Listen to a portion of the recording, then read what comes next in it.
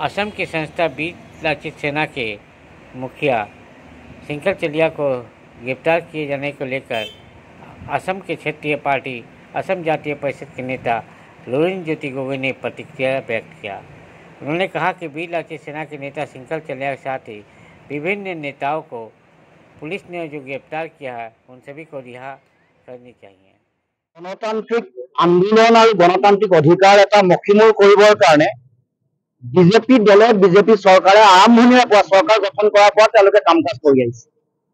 জনগণৰ গণতান্ত্ৰিক কণ্ঠক মষিমূৰ কৰিবৰ কাৰণে বিভিন্ন সময়ত বিভিন্ন কূটকৌশল ৰচনা কৰা আমি দেখিবলৈ পাইছো। আৰু শেহতীয়াকে দুলীয়াজানত হোৱা যি ঘটনা, এই ঘটনাৰ পাছত আজি গণতান্ত্ৰিকভাৱে এটা আন্দোলনৰ কাৰ্যসূচী গ্ৰহণ কৰা হৈছিল, অসম বন্ধৰ কাৰ্যসূচী। সেই কাৰ্যসূচীত অংশগ্ৰহণ কৰা বিভিন্ন সংগ্ৰামী নেতা, বিশেষকে বীৰ লাচিত সেনাৰ নেতা শৃঙ্খল চলিয়াকে প্ৰমুখ কৰে বিভিন্ন নেতাক কৰায়ত্ব কৰা হয়েছে।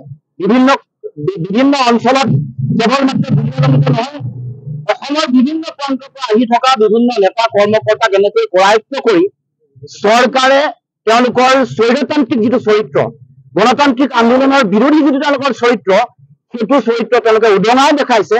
আমি স্পষ্টকে আমি চৰকাৰক কব খোজো যে তেওঁলোকৰ অগণতান্ত্ৰিক ফেচিষ্ট স্বৈৰতান্ত্ৰিক যি মানসিকতা আছে এইটো বন্ধ হ'ব লাগিব। আৰু অতি সোনকালে আমি শৃংখল চলিহাক আমি মুকলি কৰি দিবৰ কাৰণে আহ্বান জনাইছো। তাৰ লগে লগে শৃংখল চলিহাৰ উপৰিও যিসকল আমাৰ যিসকল কৰ্মকৰ্তা, যিসকল নেতা, যিসকলক ইতিমধ্যে কৰায়ত্ব কৰিছে সকলোকে মুকলি কৰি দিবৰ কাৰণে আমি দাবী উত্থাপন কৰিছো।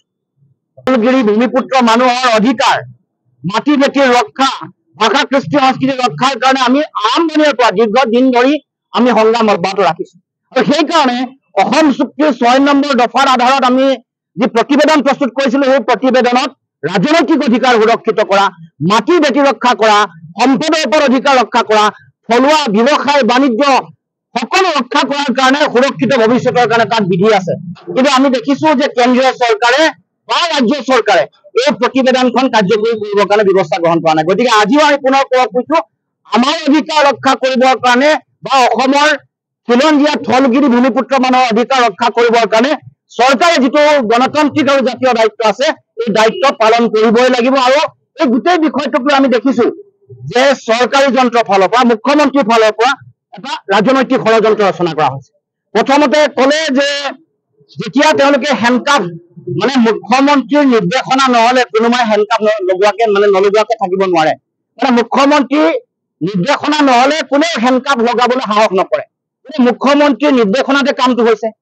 হোৱাৰ পাছত যেতিয়া দেখিলে যে জনগণৰ আবেগ বা জনগণৰ যিটো আইন সিদ্ধ যিটো কথা, ৰাইজে ক'লে যে এইটো আইন সিদ্ধ কথা হোৱা নাই, উচ্চতম ন্যায়ালয়ৰ নিৰ্দেশনা উলংঘন কৰা হৈছে, মানৱ অধিকাৰ উলংঘন কৰা হৈছে।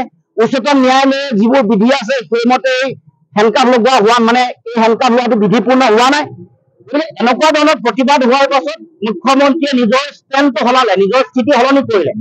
তাৰপিছত আকৌ পিছদিনাখন এটা বেলেগ স্থিতি, তেওঁ কৈছে যে 309 ধাৰা থকাৰ কাৰণে, হত্যাৰ অভিযোগৰ কাৰণে এই কথাটো আহিলে। কিন্তু পিছত FIR দেখা গ'ল যে যিগৰাকী ব্যক্তিৰ নাম আহিছে শংকৰ জ্যোতি বৰা, তেওঁলোকৰ নাম নাই, তেওঁলোকৰ নামত তেনেকুৱা ধৰণৰ কোনো ধৰণৰ মানে FIR দিয়া নাই বা 309 এই ধাৰাটো ইয়াত সংলগ্ন হৈ থকা নাই। এই গোটেই কথা বতৰাবোৰৰ মাজত এটা আমি ৰাজনৈতিক ষড়যন্ত্ৰৰ গুণ পাইছো। আৰু কোনোবা ইয়াৰ পৰা এই গোটেই ঘটনাটোক লৈ ৰাজনৈতিক মুনাফা আদায় কৰিবৰ কাৰণে এফালে মানুহৰ মাজত বিভাজন, মানুহৰ মাজত সংকীৰ্ণতা সৃষ্টি কৰা, আনফালে চৰকাৰে আকৌ খিলঞ্জীয়া মানুহক তেওঁলোকৰ অধিকাৰো তেওঁলোকে নিশ্চিত নকৰে। গতিকে এই দুই ধৰণৰ দুফালে তেওঁলোকৰ লাভ হোৱাৰ খেলটো চৰকাৰে বা মুখ্যমন্ত্ৰীয়ে খেলিব খুজিছে। গতিকে আমি এই গোটেই কথা বতৰাবোৰ অসমৰ ৰাইজে যাতে নিৰ্ভুলভাৱে বিশ্লেষণ কৰে আৰু আমাৰ নিজৰ সুৰক্ষিত ভৱিষ্যতৰ কাৰণে, আমাৰ অধিকাৰ সুৰক্ষিত কৰিবৰ কাৰণে যাতে আমি সকলোৱে আহি থাকিব লগা দিনসমূহত দৃঢ় স্থিতি গ্ৰহণ কৰোঁ। আৰু আমি প্ৰশাসন যন্ত্ৰক আমি ক'ব খোজো যে আইন হাতত তুলি ল'বলৈ চেষ্টা নকৰিব। অসমত কিছুদিনৰ পৰা জংগল ৰাজ সদৃশ পৰিৱেশ এটা সৃষ্টি কৰিবলৈ বিচৰা হৈছে। গতিকে আইনৰ শাসন হ'ব লাগিব, পুলিচ ৰাজ, জংগল ৰাজ এইবোৰ হ'বলৈ দিয়া নহ'ব, এইটো কথা স্পষ্ট। আৰু সেইকাৰণে ক'ব খোজো যে আইনৰ মতে দেশ চলিবলৈ দিয়ক। এইখন দেশৰ গণতন্ত্ৰ, এই দেশখনৰ এখন সংবিধান আছে, ন্যায়পালিকা আছে, আইনৰ মতে অসমত বা ভাৰতবৰ্ষত শাসন হ'ব লাগিব। আপুনি আজি আমিতো খবৰ ল'বলৈ যাব বিচাৰিছো, পুলিচে বাধা দিছে।